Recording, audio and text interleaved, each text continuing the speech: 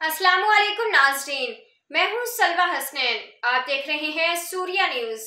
आइए नजर डालते हैं आज की अहम खबरों पर। घोट के डिस्ट्रिक्ट रिपोर्टर इरफान कुरैशी मीरपुर माथेलो शहीद सहाफी जान मोहम्मद मेहर के कातलों की दम गिरफ्तारी के खिलाफ एसटीपी सिविल सोसाइटी सहाफियों की जानिब से DHQ press club Mirpur Mathelo से भटाई चौक तक रैली, एहतजाजी मुजाहरा, धरना।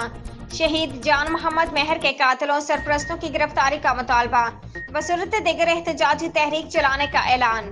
तफसीलात के मुताबिक सक्खर में कत्ल होने वाले सीनियर सहाफी शहीद जान मोहम्मद मेहर के कत्ल वाक़े के खिलाफ शहीद जान मोहम्मद मेहर के कातलों की अदम गिरफ्तारी के खिलाफ गुज़श्ता रोज एसटीपी सिविल सोसाइटी सहाफियों की जानिब से जाम अब्दुल फताह समेजो, लतीफ लगारी, आसिफ नाइज की क़यादत में डीएचक्यू प्रेस क्लब से रैली निकाली गई, जो मुख्तलिफ शाहराहों से होती हुई भटाई चौक पर एक जलसे की सूरत हाल इख्तियार कर गई।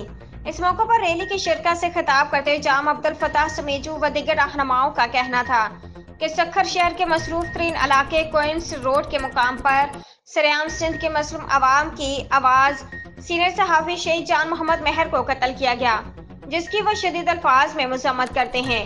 उनका मजीद कहना था कि शहीद जान मोहम्मद मेहर के कत्ल के वाक़े में पुलिस का किरदार मशकूक है। सक्खर पुलिस शहीद जान मोहम्मद मेहर के कातिलों के सहूलतकारों को बचाना चाहती है, जो इंतहाई अफसोसनाक अमल है।